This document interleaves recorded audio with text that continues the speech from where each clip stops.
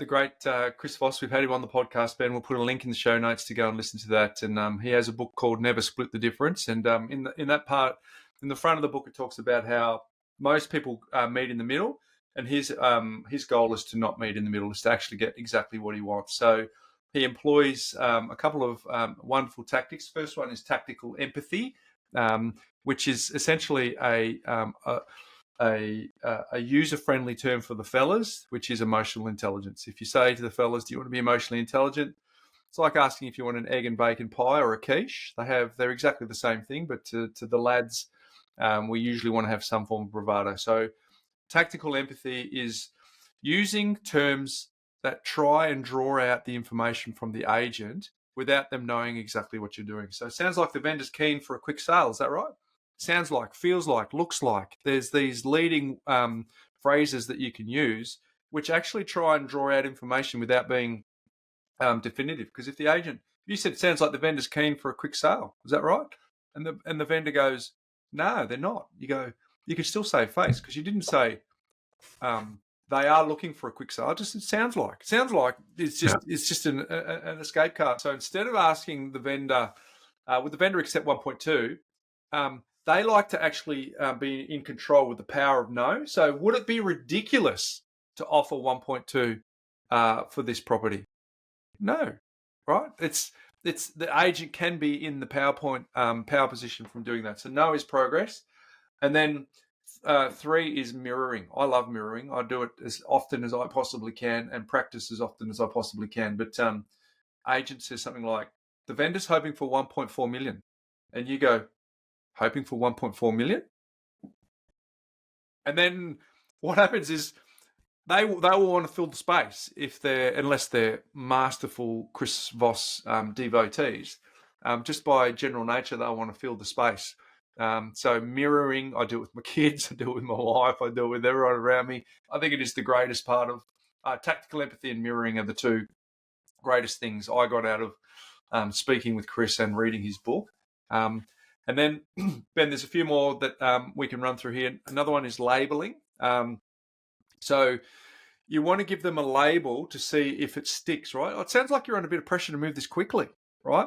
Which is part of the tactical empathy, but you want to actually see what's going on and see if that actually sticks and labels them, because ultimately an exchange of information is largely trying to determine exactly what the pain point is here. And you're looking for little bits of them dropping their guard, which is going to give you a little bit of insight to help you when you are trying to frame up your negotiation.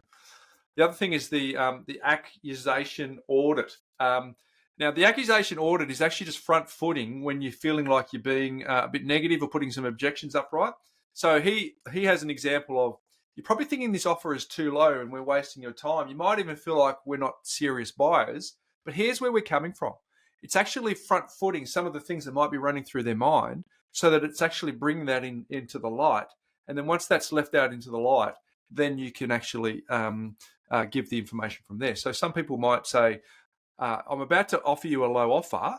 I'm about to justify why. So why don't I front foot that you probably think it's going to be a low offer, and you probably may think that the low offer isn't even making us serious, but let me tell you why.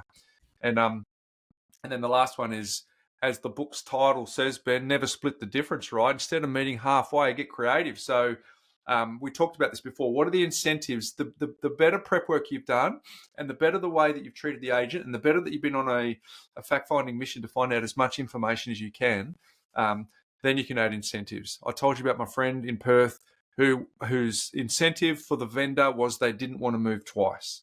So beautiful. I promise you we'll never split the difference if I know that you never want to move twice, because I'll actually get you to work out how can we make this work from both sides without moving the number.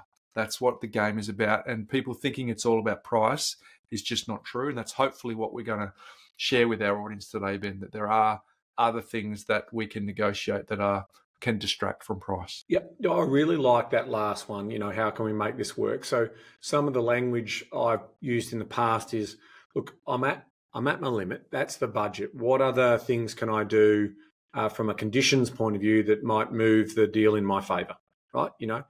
That's exactly the type of conversation you want to be in. when it comes to that. And what I try and do as part of the story is I'm building a storyboard in my mind about all the moving parts. I'm trying to just bring context into the vendor side, into where the agent's at, and then ultimately where I fit into that puzzle.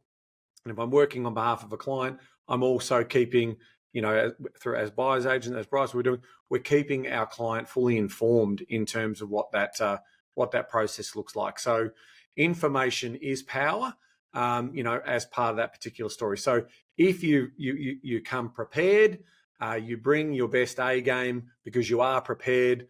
Those are some of the things that are going to really make sure, as final takeaways, give you that opportunity. What else are your final takeaways, Bryce? Takeaways for me are very simple, Ben. If you forget everything we've just talked about, but only do the prep work, I think you're going to give yourself a very, very good chance of making sure you don't overpay or get taken for a ride by the vendor. Because if you have a really good understanding about what your budget is, and you have a really good understanding about what other properties have sold for in the area, and you have a really good chance of knowing exactly the conversations that you, and if there's another person who is making this decision with you, a life partner, someone else. If you're super clear on having done all the stuff that you're in control of before you even step up to the plate, the chances are there's going to be sensory overload. The agent's used to this. They might see something. You might slip something out of your mouth. But at the end of the day, if you just go, I'm prepared, and then be humble to the agent and go, I really like this property, but I can't justify the price you're asking. So if you can get closer to where I'm at, great. If you can't, we'll look at the next one.